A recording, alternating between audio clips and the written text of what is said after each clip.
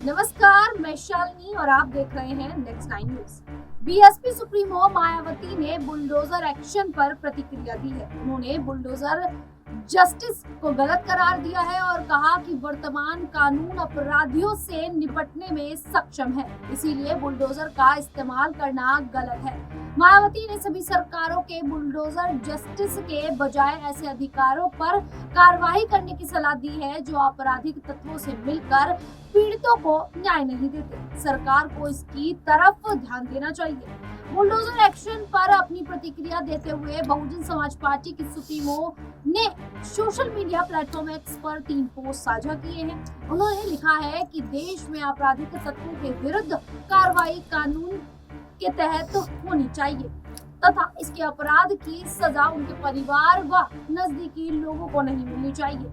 यह सब हमारी पार्टी की रही सरकार ने कानून द्वारा कानून का राज स्थापित करके भी दिखाया है। मायावती ने कहा है कि बुलडोजर का भी इस्तेमाल अब सुप्रीम कोर्ट के आने वाले निर्णय के मुताबिक ही होना चाहिए। हालांकि उचित तो यही होगा कि इसका इस्तेमाल करने की जरूरत ही ना पड़े, क्योंकि आपराधिक तत्वों को सख्त कानूनों के तहत भी निपटाया जा सकता है, जबकि आपराधिक तत्वों के परिवार व नजदीकियों पर बुलडोजर का इस्तेमाल करने की बजाय संबंधित अधिकारियों पर ही कठोर कार्रवाई होनी चाहिए जो ऐसे तत्वों से मिलकर पीड़ितों को सही न्याय नहीं देते हैं। सभी सरकारें इस ओर जरूर ध्यान दें। वहीं सोमवार को सुप्रीम कोर्ट में जस्टिस भूषण आर गवई की पीठ ने जमीयत उलेमा ए हिंद की याचिका पर सुनवाई करते हुए बुलडोजर जस्टिस की सरकारी प्रवृत्ति पर गंभीर सवाल उठाए हैं और सरकार से इस मामले पर विस्तृत जवाब मांगा है।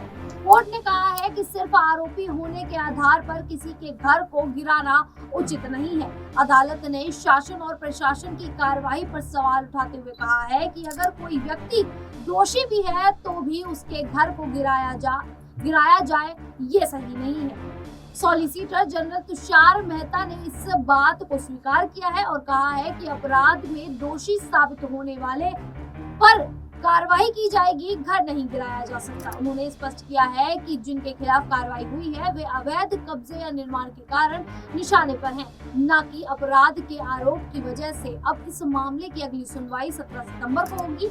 हाल ही में मायावती को बीएसपी की राष्ट्रीय कार्यकारिणी की बैठक में सर्वसम्मति से राष्ट्रीय अध्यक्ष चुना गया है। वह 2003 से लगातार पार्टी की राष्ट्रीय अध्यक्ष के पद पर काबिज है।